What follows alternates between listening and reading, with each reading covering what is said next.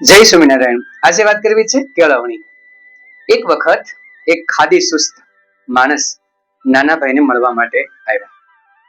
એ સમયે અજવાળીબા એટલે કે નાના ભાઈના ધર્મપત્નીએ સાડી પહેરી હતી.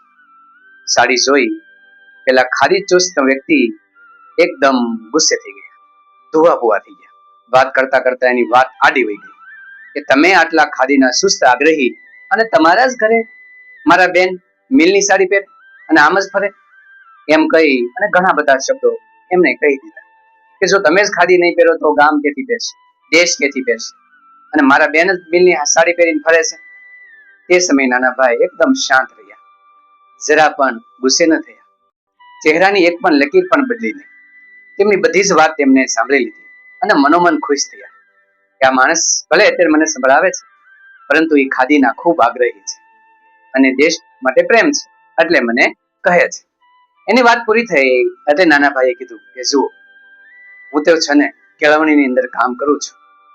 મારી પાસે છે ને બે એજન્ડા છે.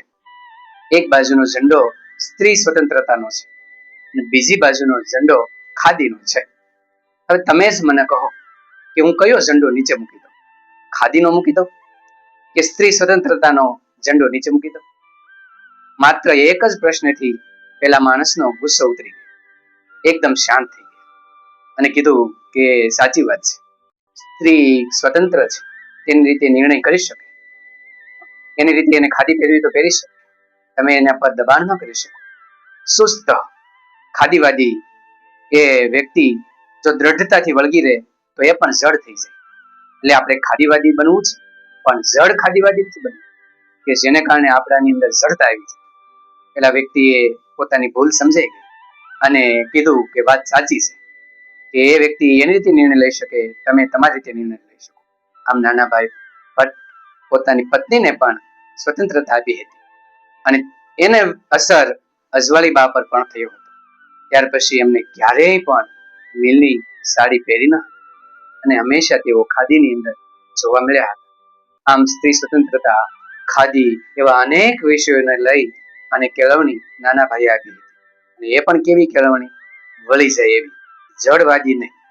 બસ આ કરવું છે, કરવાનું જ, સામાન્ય નુકસાનદાયક જે થાય, પરંતુ એવી જડતા નહીં.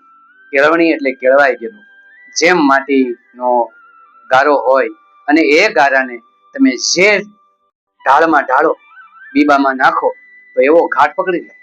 અને એવું જ રીતે વ્યક્તિની અંદર કેળવણી એવી હોય કે જે ઘાટમાં નાખો, મુશ્કેલીમાં, દુઃખમાં અને એવા ઘાટમાં એ ઘડાઈ જાય અને આગળ વધી શકે. આવા નાના ભાઈને આજે પણ આપણે યાદ કરીએ છીએ.